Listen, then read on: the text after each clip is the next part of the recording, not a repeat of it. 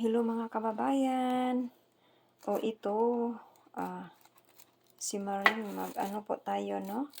Magbalat po tayo ng saging kasi magawa po tayo ng barbecue.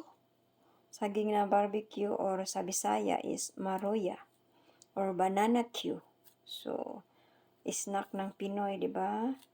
Pero, masarap ito. At saka, tingnan nyo, hinog na hinog siya. Kung i-ano mo, di ba? Tapos pag i-ganon mo na, ayan, hinog na siya.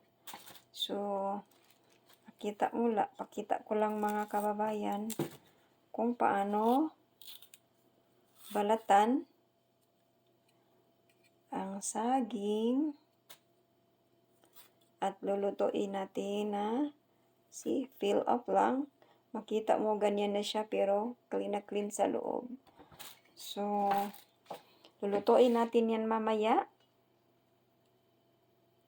Pakita ko sa inyo lahat. Ayan mga kababayan, balat na po, no? So, lulutuin natin ito ng maroya or saging na barbecue or banana Q. So, tingnan natin, abangan.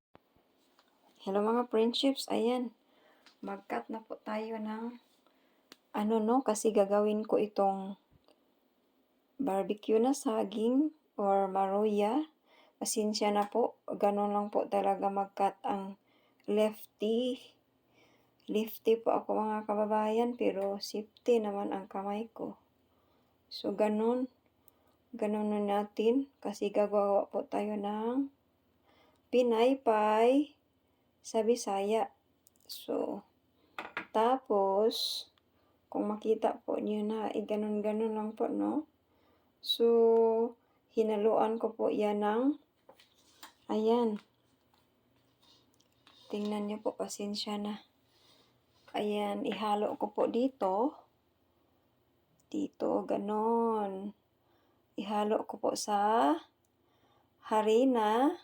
Yung harina po mga kababayan, iluto ko po dyan sa may mantika. So, pakita ko po sa inyo mamaya. So, i-ano ko lang po, tingnan ninyo po mga kababayan, nakaano na, no? Ganyan, para na din siyang pamaypay. Yun, sa Bisaya, sa Cebuano is paypay. Ayan, kung makita ninyo na ano ko sa tubig, binabad ko po sa tubig mga kababayan kasi ano po siya, para po hindi mag-itim. At saka hintay-hintayin lang natin. Ayan, nandyan na po siya. Pasensya na po. Ito, nag-ano na po tayo ng mainit na. Alam mo ba mga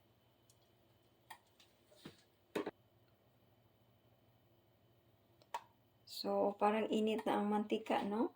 So, ayan, pag mag-ano na siya, pag mag-golden, yung lutong-luto na, kung makita nyo ito mga kababayan, iba siya kasi hindi siya na-separate, o diba? Ayan, dyan. Habang hinihintay, mag-ano lang po, no?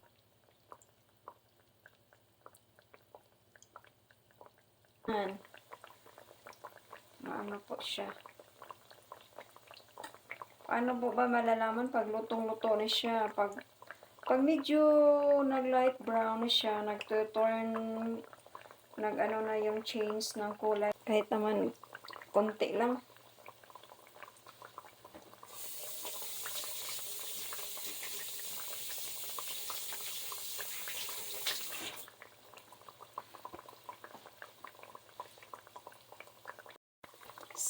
Sige nga, baligtarin na natin kasi medyo nag-light brown na siya, no? Tingnan natin, ayan po ang mukha, mga kababayan, ng saging na pinaypay. Pinaypay, mga kababayan. Saging na pamaypay. Snack ng Pinoy. Sarap. Ayan, di ba? Nagdikit-dikit. Simple lang. Harina. Lagyan mo ng flour. Ini-estimate ko lang po kasi konti lang po itong niluluto ko. Yan lang po tayo, no? Ganyan lang ang style. Yan. O, diba? Nagba-brown-brown. So, i-ano pa natin para mamaya maano na naman siya. O, look mga kababayan. O, diba? Golden brown na siya. Tapos, luto na yan. O, tingnan nyo. Ilipat lang natin dito sa punta doon. Golden brown. Simple-simple lang po.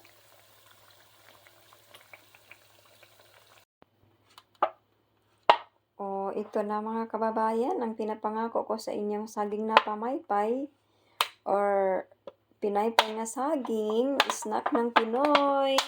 So, tapos, luto na, no? O, tingnan ninyo. I-ano mo lang dyan sa asukal na puti. I-ganon-ganon mo.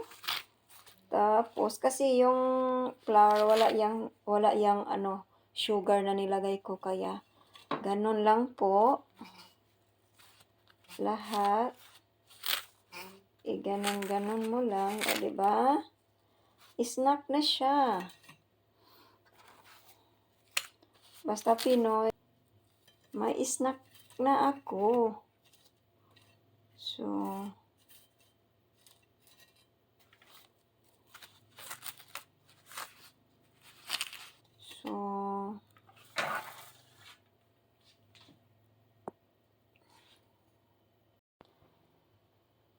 o, tingnan niyo po mga kababayan. Saging na pamaypay. Barbecue yung saging. Ganun-ganun lang, no? Libre na ang snack. Hanap pag ganito pag nasa ibang ano tayo, bansa eh. Kaya iwas homesick mga kababayan. Sige po. Snacks, libre na. Ayan mga kababayan. Here is the banana Q.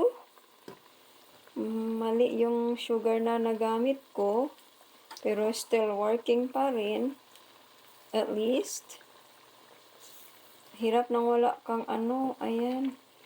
Banana Q siya. No? Hello mga kababayan. Ayan ang saging na barbecue. So, ayan po ang kawali. Bacon na po siya dyan. Saging na barbecue plus may pinaypay po tayo. Ayan, nakain na po, no? So, ayan, libreng merienda po.